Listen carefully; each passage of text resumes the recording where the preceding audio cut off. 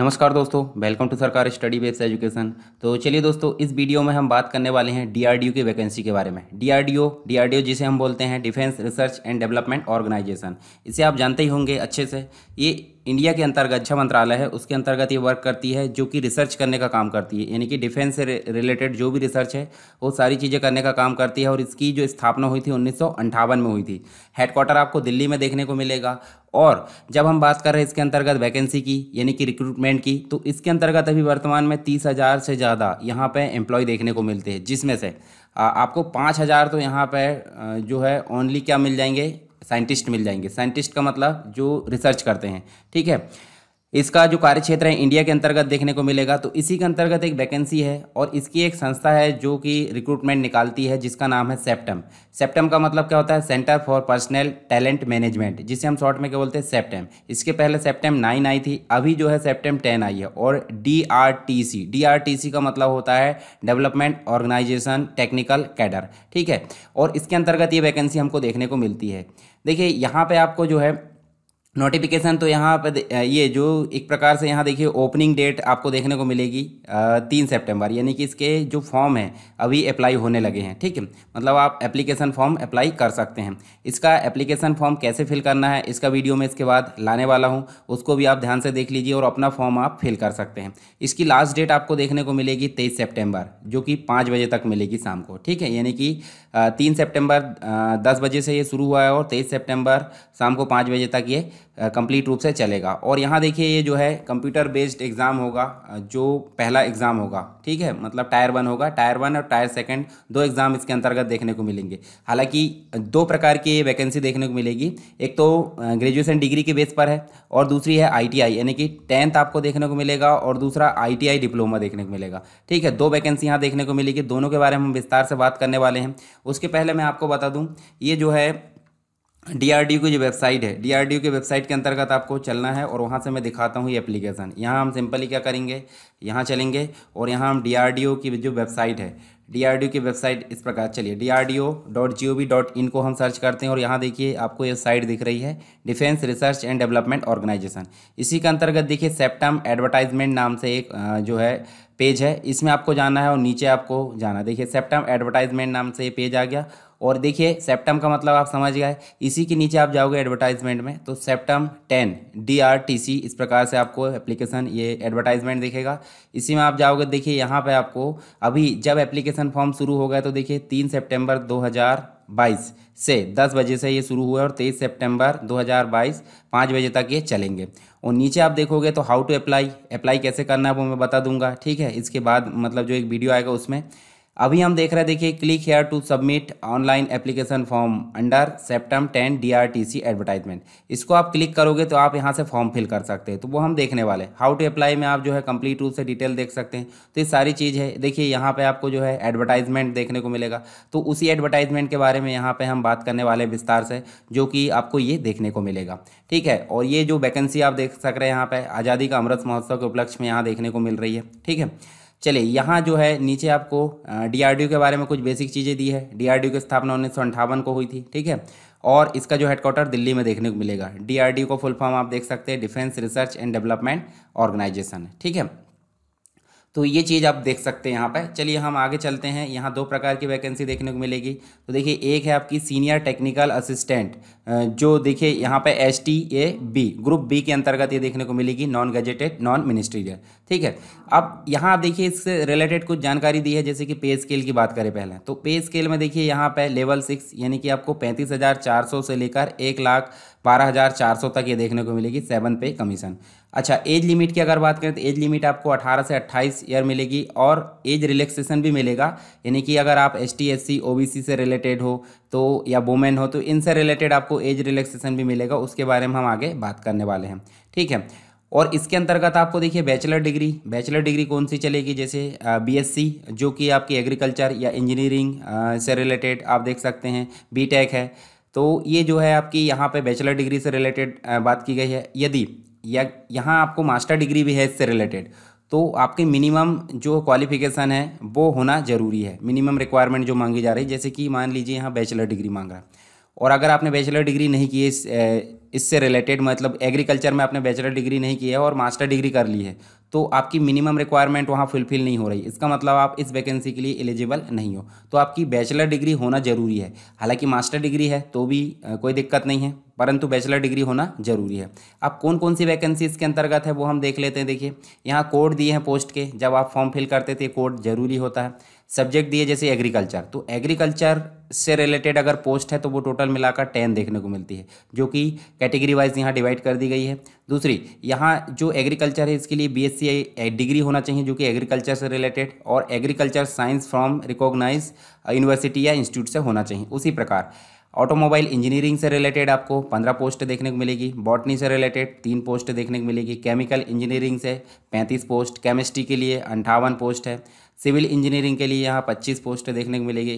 Computer science में यदि आप जो है BSc degree in computer science, ठीक है, या फिर इससे रिलेटेड जैसे यहाँ देख सकते हैं आप, देखिए बीसीए, एमसीए, ये जो है देखिए इस प्रकार से ये वाले जो कोर्स है ये नॉट एलिजिबल बोल रहा है यहाँ पे, ठीक है। मतलब ये इन कोर्स के अलावा कंप्यूटर साइंस में बीएससी डिग्री है तो आप जो है इसकी 167 पोस्ट के लिए अप्लाई कर सकते हैं। आपको तो एक ही मिलेगी, परंतु यहाँ पे आप जो है इसके लिए अप्लाई कर सकते हैं।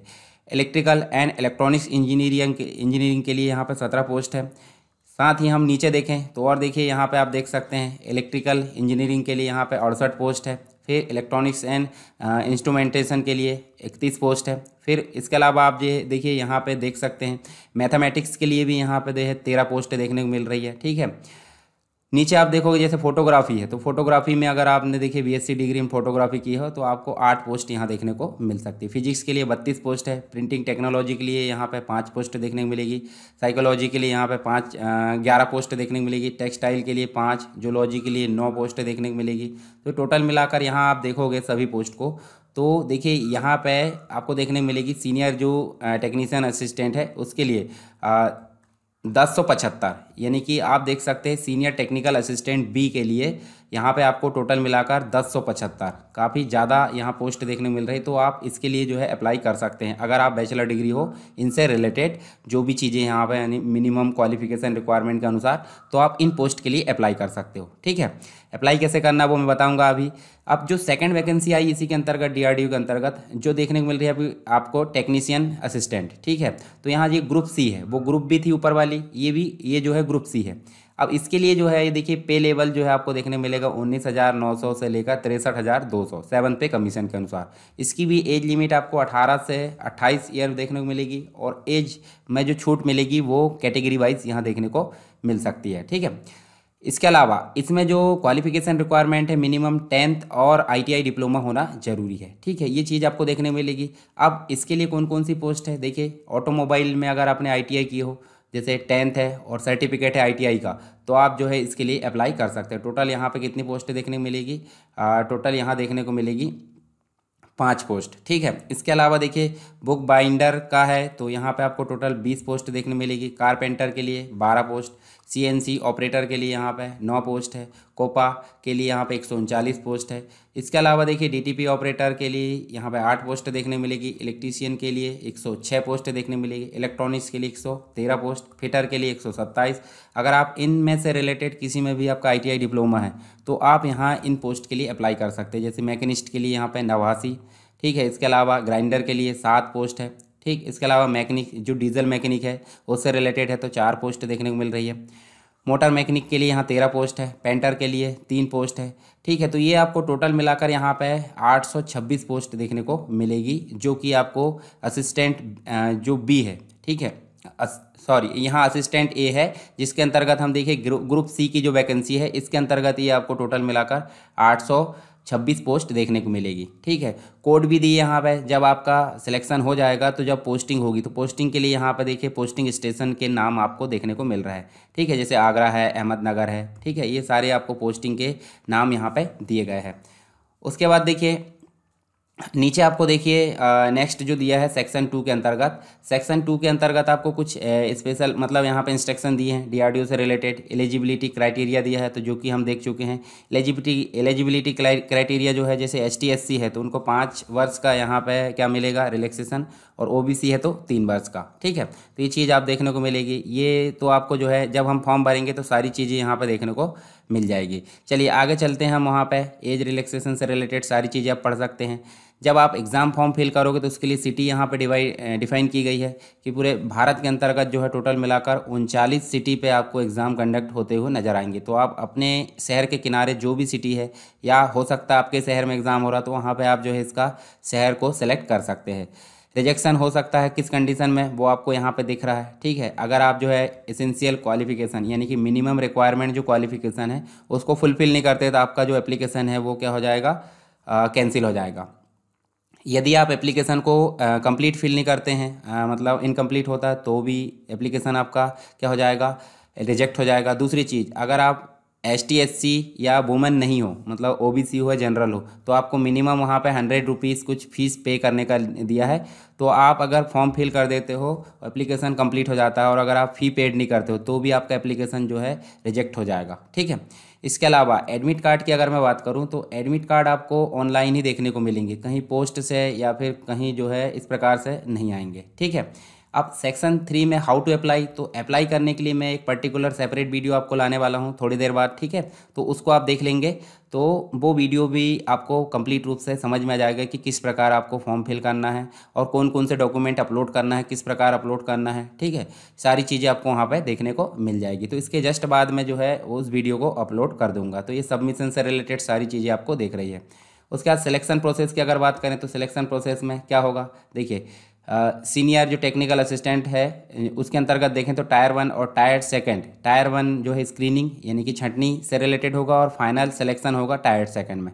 ठीक है, इसके एग्ज़ाम कैसे होगा वो देखेंगे। फिर दूसरा जो है हम देख सकते हैं टेक्निकल असिस्टेंट जो कि आईटीआई डिप्लोमा वालों के लिए है, उसमें टायर 1 होगा एग्ज़ाम, और टायर 2 जो होगा, टायर 2 में सिर्फ प्रैक्टिकल नॉलेज होगा, यानी कि उसमें पेपर नहीं होगा। ठीक है, अब बात करते हैं यहाँ पे जब एग्ज़ाम होगा तो उसका पैटर्न क्या होगा। ठीक है, तो एग्ज़ाम देखिए हम बात करते हैं सीनियर टेक्निकल की, सीनियर टेक्निकल असिस्टेंट, इसकी बात करें तो यहाँ पे देखिए सीबीटी कंप्यूटर बेस्ड टेस्ट होगा, स्क्रीनिंग यानी कि छटनी होगी, जिसके अंतर्गत देखिए आपको जनरल मतलब quantity ability, aptitude, general intelligent, reasoning, general awareness, English, इन सभी से रिलेटेड आपको टोटल मिलाकर 120 क्वेश्चन आएंगे, और इसके मार्क्स जो होंगे 120, और टोटल 90 मिनट में आपको इस एग्ज़ाम को क्लियर मतलब हल करना है। दूसरा, जब टायर 2 होगा तो सीबीटी फॉर प्रोविजनल सिलेक्शन। ठीक है, इससे छटकर जो व्यक्ति आएंगे वो यहाँ पे आपको देखने को मिलेंगे, जिसके अंतर्गत टेस्ट स्पेसिफिक जो है सब्जेक्ट से रिलेटेड, जैसे आपने एग्रीकल्चर की हो तो एग्रीकल्चर से रिलेटेड कोई सब्जेक्ट है उसके टोटल आपको 100 क्वेश्चन का पेपर देखने को मिलेगा,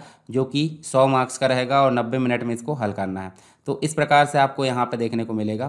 दूसरी चीज़, जब यहाँ पे मतलब स्क्रीनिंग हो जाएगा, मतलब स्क्रीनिंग होगा तो स्क्रीनिंग के पश्चात जो भी सिलेक्शन होगा वो मिनिमम आपको 40% मार्क्स लेना ज़रूरी है, और जो मतलब अनरिजर्व और ओबीसी इनके लिए 40%, अगर एसटी एससी है तो उनके लिए तो 5% और छूट, यानी कि 35% मार्क्स लेना है। मतलब 120 मार्क्स में से आपको 35% मार्क्स अगर आ जाते हैं एसटी एससी के लिए तो आपका स्क्रीनिंग टेस्ट क्लियर हो चुका है, यानी कि पहला।